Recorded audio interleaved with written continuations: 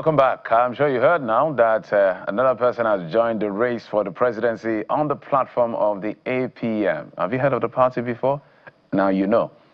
Governor Makinde of your state, since leaving office as governor, says he wants to be president and is now joined the APM. Or is it a collabo of the APM and PDP? Although Abdurrahman Mohammed has said they are not in agreement. They don't know what Governor Makinde is talking about. But let's bring in our guest who will help us out on this conversation. Rita Orji is a former member of the House of Representatives. Madam, thank you so much for coming on the program. Thank you very much. So, the natural question is, how did we get here? Where in particular did you say we are? Where the governor has now formally declared his intention, because I know a couple of times when even colleagues were asking him, are you planning to run for president? He said, well, he wasn't straight with his answers, but as journalists we can speculate and think of whether it's yes or nay. But now he's finally here, and his party, the People's Democratic Party, led by Abdurrahman, is saying, look, although they say they are divided house now between Turaki and Abdurrahman, say they don't know anything about this collaboration or coalition with APM. So that's why I'm asking, how did we get here? Thank you very much. To pick up your question, Section 131 of the Electoral Act was clear and explicit on anybody who can aspire to be a president of Nigeria. With what is clearly stated there, Governor Makinde is overqualified to aspire to be the president. Then let me come into the issue of how do we get there. In Electoral Act Section 81, that was the only place that was particularly, it was mentioned that if you are going into a merger, this is a process for merger. There is nowhere in that section that foreclose strategic alliance, political meetings of oppositions, memorandum of an understanding from different political parties. There is nowhere in the Electoral Act where it is a legal instrument, illegal instrument. For that, the law would have said prohibited, but nothing like that is mentioned. So, MOU was signed by People's Democratic Party and APM, which is what happened yesterday. You should know that in every MOU, there are three types of people involved. Number one is anti-alliance.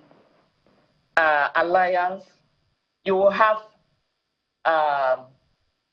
those that are supporting the MOU, you have those that are not supporting, and you have the power bloc negotiating behind. All of them are the particles, parts and parcels of MOU. Strategic alliance, strategic meetings, they are all allowed in law. But what is the most important thing is, can you wait and see the final position of this alliance? And then for all of us, I am a member of PDP since 1999. Alliances are formed in various levels. Even the sitting government had alliances for some political parties that stepped down for Mr. President. So, alliance we are talking about is not only in one political party, or there is already a political summit that was held in Ibadan to kickstart this we are doing. So, we are saying every party that are interested in Nigeria should come up. Remember, nearly the National Assembly handed over a landmine to INEC, which nearly legislate and litigate opposition parties out of Nigerian political space. But it's blowing across bodies, touching them too. So we are not ready to go and die into one political party. That is why the strategic alignments. You don't expect everybody to agree at the first time. There are three people, like I said, anti-pro, and power blocks negotiating behind. Let's see how the outcome will be by God's grace. So this is not a merger. It's not a coalition. It's a strategic alliance. So yes, Governor Makinde has presented himself to run for the office of president, and he announced this as an alliance with the APM. So should he get a ticket now, would it be a ticket under the strategic alliance of PDP and APM? And how does that work within the context of electoral law? Good. The strategic alliance means a lot of political parties can come together to support a candidate. It doesn't mean he's going to be under this or that. Whichever political party that enter into that alliance, all other parties will join. This is not measured according to Section 81 of Electoral Act, where a lot of do's and don'ts are put in place. So it doesn't matter the party that produced the candidate. Because remember, it's not only APM we're talking about. We have other parties that are already in coalition. And the coalition made one thing similar, that there was also one candidate. And what we are looking at is, let's keep going. Anyone that the opposition finally choose, what is important is the survival of Nigerian nation. Pardon me, I doubt that you got my question. Would he be the candidate of the APM or the candidate of the PDP under an alliance with PDP and APM? The truth is, you wait until when the alliance is concluded. Like I said, that is just a provisional status. In law and in practice, it is a provisional agreement. Let us get to it so that we don't go into menstruation or abortion when we are not pregnant yet. Okay, I'll pass on that. Because it doesn't feel like the opposition is spreading their tentacles. Give your own interpretation because you're a lawyer. Because in this particular dispensation, especially with what happened with the ADC and the rest of the parties, it looks like there is some level of legal maneuvering to avoid what they call, the guerrilla war that is being carried out by the ruling party. It's not the ruling, but let me use a different term now. The attempt by the ruling party has led to disrupt all opposition so that the president will have a free pass. So it looks like that everybody is distributing their strength so that the ruling party doesn't know where to pin who or what. Is that what this is all about, if you get my drift? The truth of the matter is that if I tell you that it is, why are we doing these meetings? The truth is that you are going to wait and say it wasn't a new gist that the ruling government with INEC together want to send away all opposition parties to political oblivion. So let's take it like that. We don't need to pinch the parcel that will be opened. So there are a couple of things that I would like you to speak to that is of a bit of a concern. Even the APC, which is popular, the PDP, at least the two most popular parties or three most popular parties in Nigeria, as at the last election, we can say will be APC, PDP, and of course the Labour Party, given the numbers they pulled off, and somewhere around there, the NNPP. But we have about 20-something parties in the election. I remember in the 2019 election, there was a gentleman, I think there's a Nicholas is his name, but I don't know his first name. His party was P something P. There was a middle letter in his party. He came third in that election because the party was quite close to the PDP. So some people were mistaking the party for, that's my assumption, that's what I would assume, because the gentleman, to be fair to him, was not that popular, but he came third with 100,000 votes. So people are saying, people are thumbprinting thinking it's PDP. Is the opposition in this sense looking at such little errors that may give them away, and the time it will take Nigerians to internalize all of the disparate clusters to be able to know what to do when it's time to vote? Yeah, now there is ample chance for oppositions to ratify, undertake, and strategize. By May, the nomination of candidates, May ending, will be over. We have more than 6-7 months to go before election. So I think there is ample chance to go through all those processes.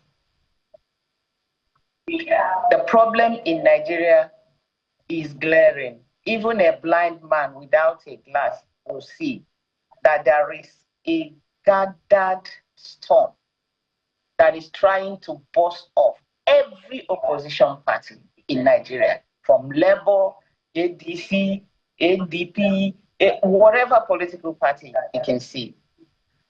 That is a silent movement to make sure that none of them stands. So, and in strategic meetings, everything is bring into view and analyses are done. I believe by God's grace, the oppositions will come out with a wonderful scenario that Nigerians will be proud of. Now, with you are a former member of the House of Representatives in the 8th Assembly, I believe, and you've confirmed that you're still with the People's Democratic Party.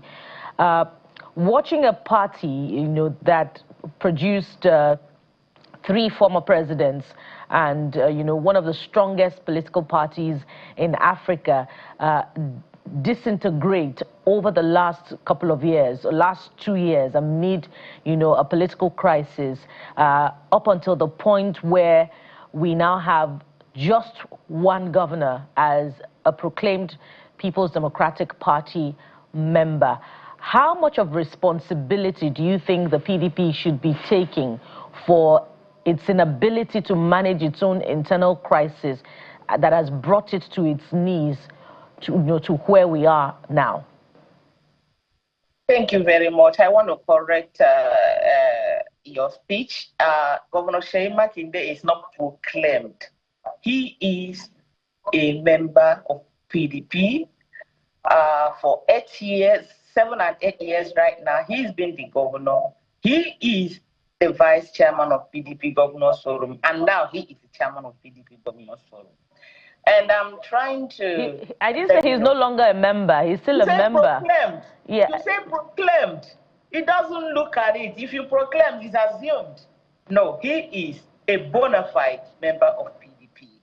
And then, when you look at what happened in PDP, I won an election in Lagos. And I think anybody that has a clue of what I passed through in Lagos will definitely know what PDP is passing through.